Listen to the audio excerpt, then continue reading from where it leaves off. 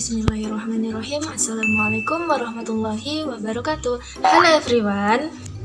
Bagaimana kabarnya hari ini? Semoga selalu dalam keadaan sehat walafiat dan semoga selalu dalam lindungan Allah serta jangan lupa jaga kesehatan.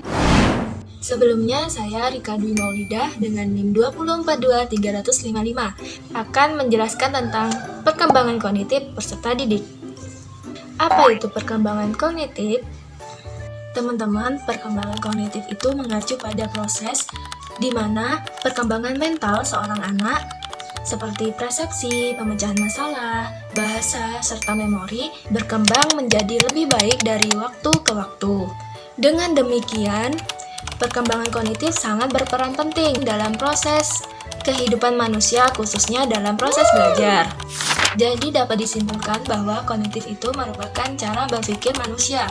Nah, cara berpikir manusia ini tumbuh bersama dengan pertambahan usia manusia.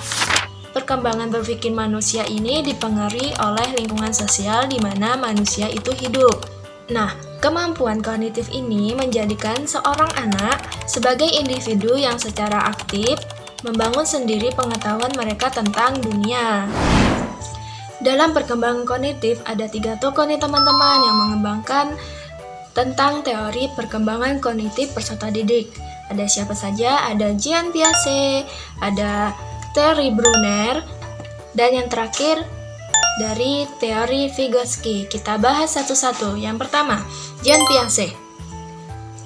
Jean Piaget atau Jean Piaget adalah pakar psikologi dari Swiss.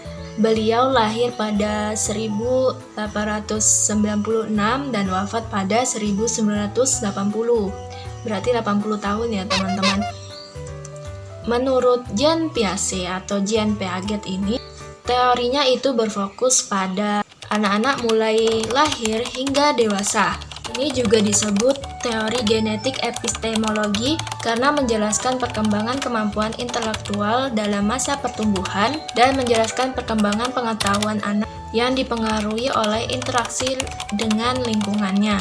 Menurut teori Jean Piaget atau Jean Piaget ini ada 4 tahapan. Nah, teman-teman penasaran tidak? Apa saja tahapan teori Piaget atau Piaget ini? Yang pertama itu tahap sensori motorik.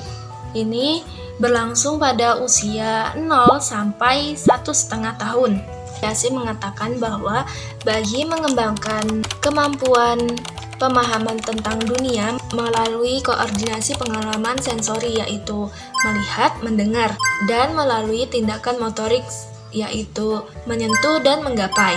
Perkembangan utama selama tahap sensori motorik yaitu pemahaman adanya objek dan peristiwa yang terjadi di dunia secara alami oleh tindakannya sendiri. Misalnya di sekitar bayi terdapat mainan, maka bayi tersebut akan berusaha untuk menggapai mainan tersebut.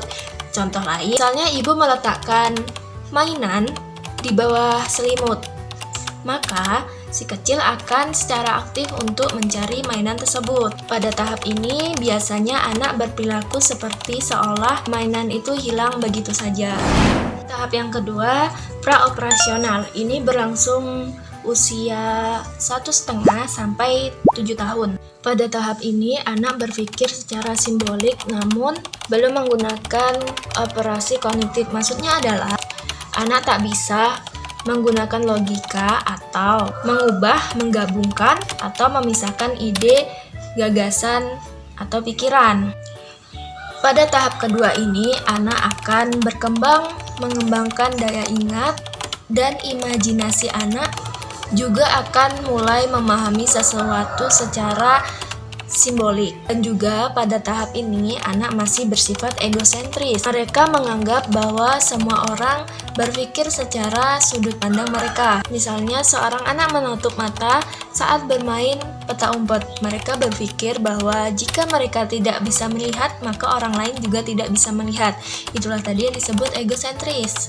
Nah, tahap ketiga ada tahap operasional konkret yaitu usia 7 tahun sampai 11 tahun.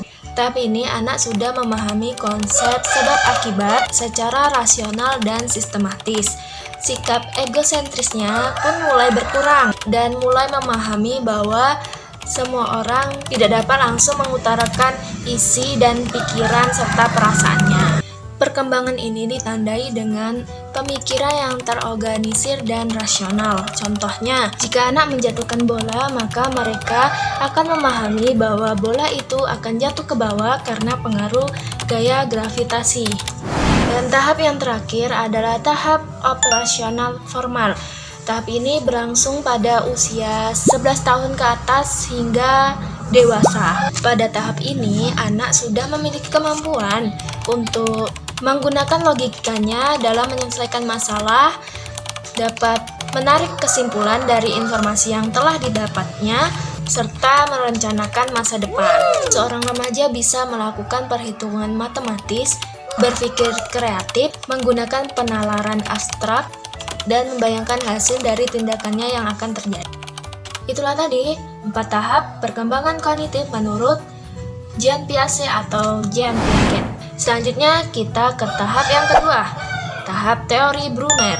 Jerome Seymour Brunner, beliau ini adalah seorang psikolog yang berasal dari Amerika Serikat.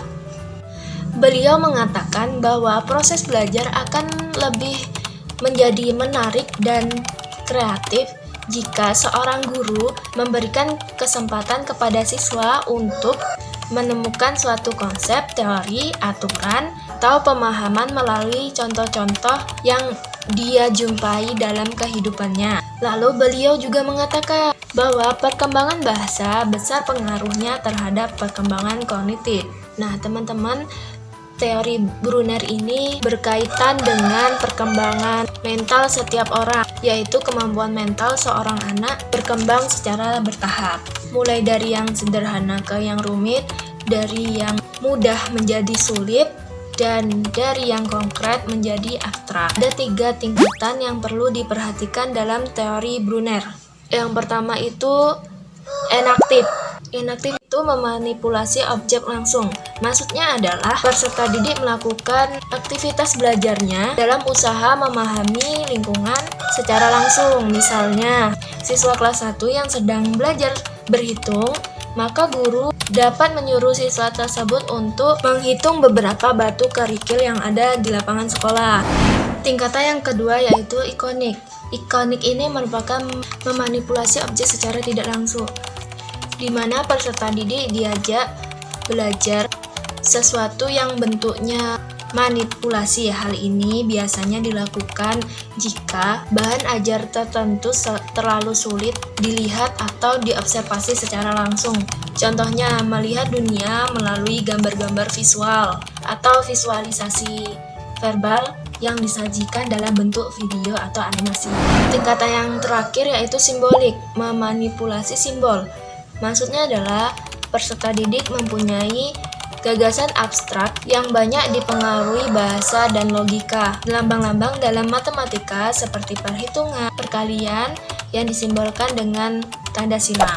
Nah, teori yang terakhir ini adalah teori menurut Vygotsky. Vygotsky ini adalah seorang sarjana hukum yang tamat pada tahun 1917 pada Universitas Moskow.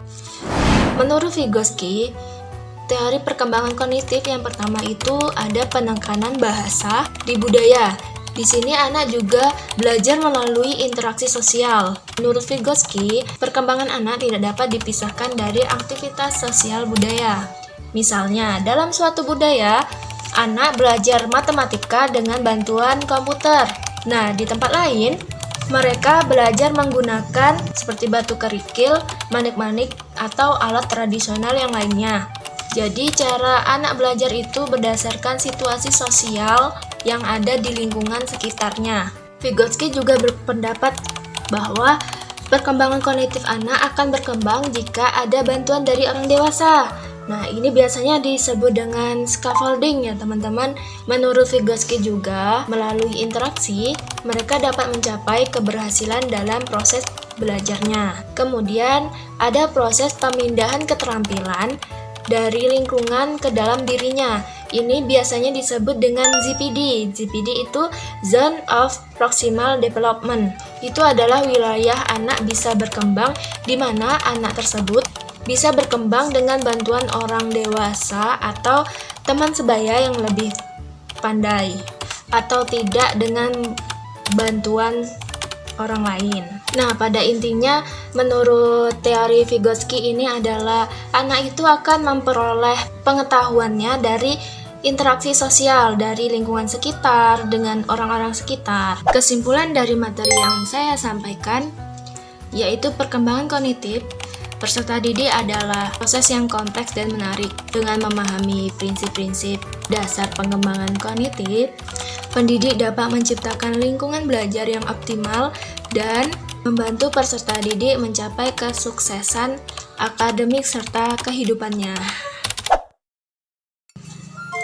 Baik teman-teman, mungkin itu saja materi yang dapat saya sampaikan. Kurang dan lebihnya saya mohon maaf karena kesempurnaan itu hanya milik Allah Subhanahu wa taala.